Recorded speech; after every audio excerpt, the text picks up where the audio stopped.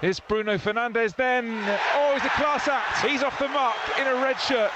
A disagreement with his dad changed the course of his life forever. But such burning ambition is what made the player he is today. In this video, we look at Bruno Fernandes' early life, from dropping out of school to moving to Italy, and his rise to Manchester United to play at the Theatre of Dreams. This is the incredible story of his career so far.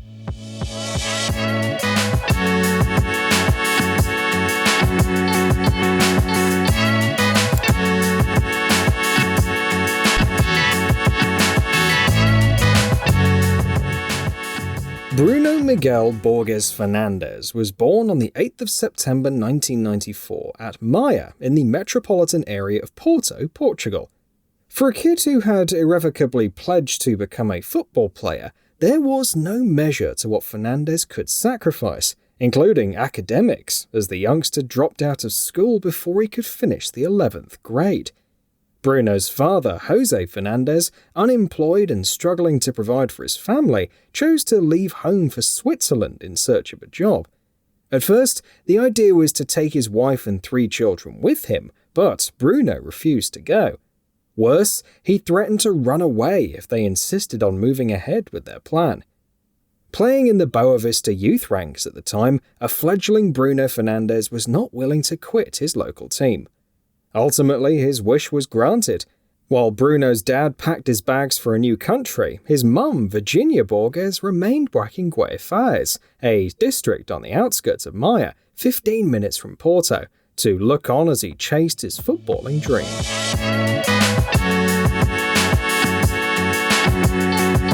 Bruno joined his first junior team at the age of 8, joining Infesta, a club in the Portuguese football pyramid's 3rd tier at the time. Bruno and his family chose this team because it was close to their home, but when Bruno wanted to make a step up, travel and transport became an issue. Bruno was offered a youth contract by Porto, the team he supported, and one of the best in the country, but he chose to join another side, Boa Vista, because they provided daily transport to and from training. Bruno spent 8 years as a Boa Vista player, but spent over half of his time on loan at Pasteleira. During his time at Boa Vista, Bruno transitioned from a centre-back to a creative and attacking midfielder. While Bruno came through at Boa Vista, it was in Italy he made his breakthrough with Serie B club Novara.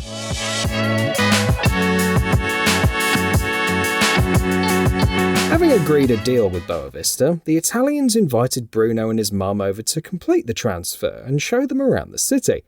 Before leaving, his mother put €50 in his pocket in case he needed to buy anything there, recalls Pasteleira coach Perez. It was the most she could hand him at that point.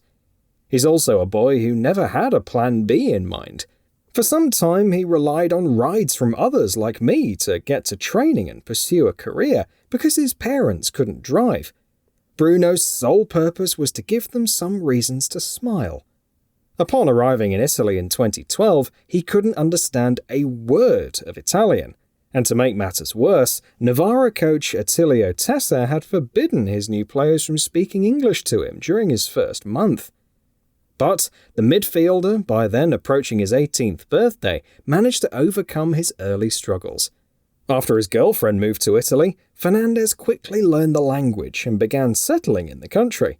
He spent just 3 months with Novara's under-19s, as his displays quickly earned him a place in a first team who was struggling in the lower mid-table after a poor start to the season.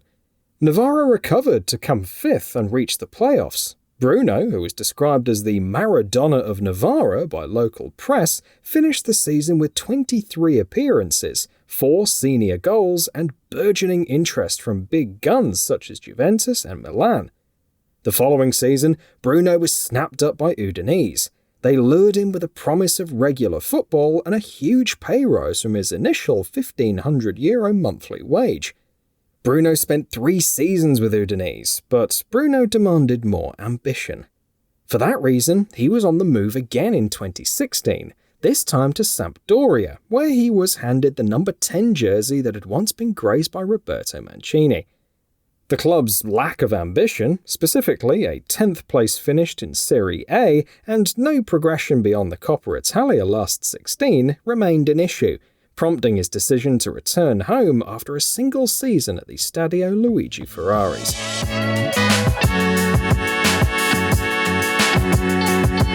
Bruno then moved to Sporting CP at €8.5 million, becoming Sporting's second most expensive player of all time. He scored 16 goals in 56 games and was named Primera Liga Player of the Year in his debut season. But in May 2018, after a promising start for Bruno, a group of 50 ultras, enraged by the team's failure to qualify for the Champions League, broke into Sporting's Alcochete training complex and attacked the squad with belts, fists and sticks. As a result, he was one of the 9 players who ripped up their contracts, before eventually agreeing to come back, refusing offers from England and Spain, but doubling his salary in Lisbon.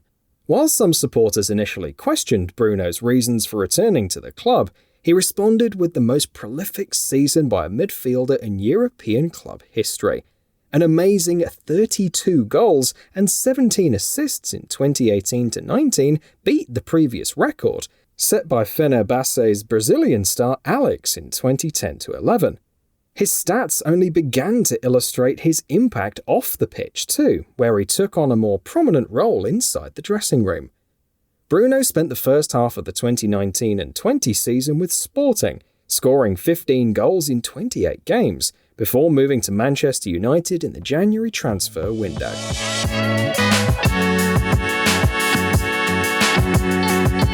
On the 29th of January 2020, Bruno signed for Manchester United on a 5.5-year deal, and for a fee of £47 million, with £21 million in add-ons.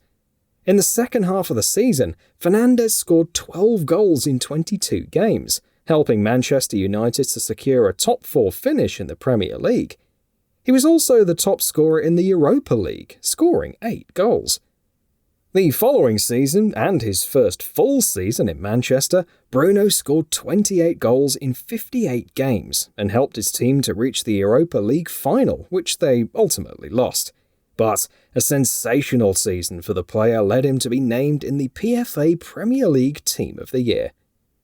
In the 2021-22 season, Bruno scored 10 goals in 46 games and got the most assists in the Champions League. One of his goals came in his 100th appearance for the club against Arsenal. Bruno also had the opportunity to play alongside one of his idols, Cristiano Ronaldo, for the first time at club level, as his compatriot made an exciting return to Manchester. On the 1st of April 2022, Bruno signed a contract extension with Manchester United that will see him remain with the team until 2026, with the option of a further year. This is the story of Bruno Fernandes, his early life and rise to the theatre of dreams. If you liked today's video, please give it a thumbs up, and don't forget to subscribe. We'll see you next time.